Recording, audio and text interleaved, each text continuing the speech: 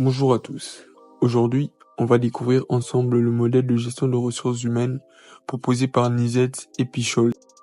Ce modèle est très utile pour comprendre comment les entreprises organisent leur gestion du personnel à travers des logiques d'action cohérentes. On va le voir en 3 parties simples. Les idées principales, les différentes logiques et quelques exemples pour bien comprendre. Première partie, les idées principales du modèle. Le modèle de Nizet et Pichholz part d'une simple idée. La gestion des ressources humaines n'est pas neutre. Elle reflète des choix stratégiques, culturels et organisationnels. Il n'existe pas une seule façon de gérer les RH. Chaque entreprise développe sa propre logique d'action RH. Ces logiques sont influencées par plusieurs facteurs. Les valeurs de l'entreprise, le contexte économique, les contraintes juridiques, etc. Ce qui compte, selon eux, c'est la cohérence entre ce que fait l'entreprise et ce qu'elle dit vouloir faire. Deuxième partie, les logiques dans le modèle GRH. Nizet et Pichholz proposent 3 types de cohérence à respecter dans une politique RH. 1. La logique d'action. C'est l'ensemble des entreprises et valeurs qui orientent les pratiques RH. Il existe 3 grandes logiques d'action. La GRH est orientée vers la performance et la compétitivité.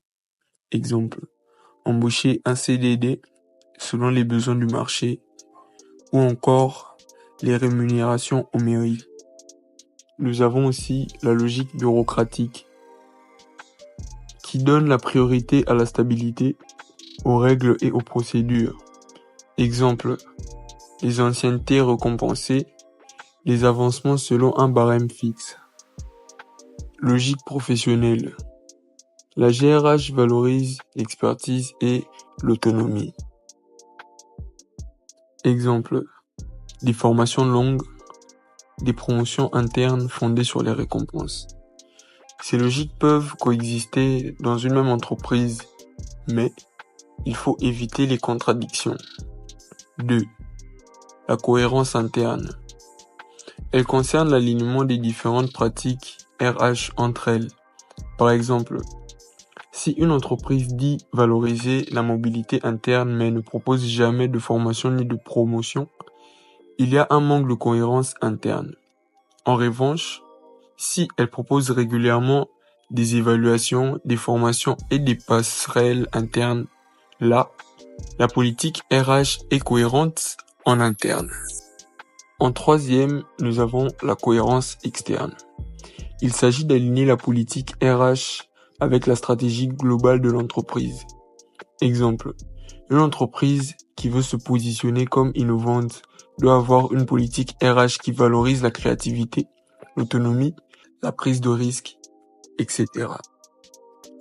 Si, au contraire, elle impose un système très rigide avec peu d'initiatives possibles, alors il y a un décalage entre stratégie et RH.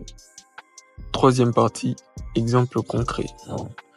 Imaginons une entreprise de tech qui veut attirer des jeunes talents et rester à la pointe de l'innovation.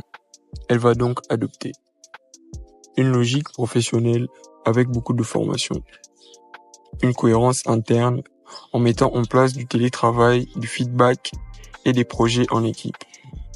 Une cohérence externe en alignant GRH sur sa culture de l'agilité et de l'innovation. À l'inverse, une entreprise publique peut fonctionner selon une logique bureaucratique avec des règles claires, des postes stables et une promotion selon l'ancienneté.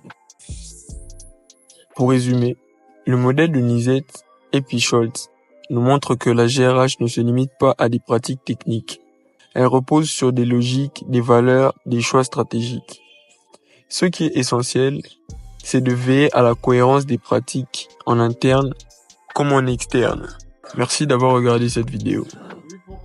Si vous voulez revoir les 3 types de cohérence ou les logiques d'action, n'hésitez pas à remettre pause et prendre des notes.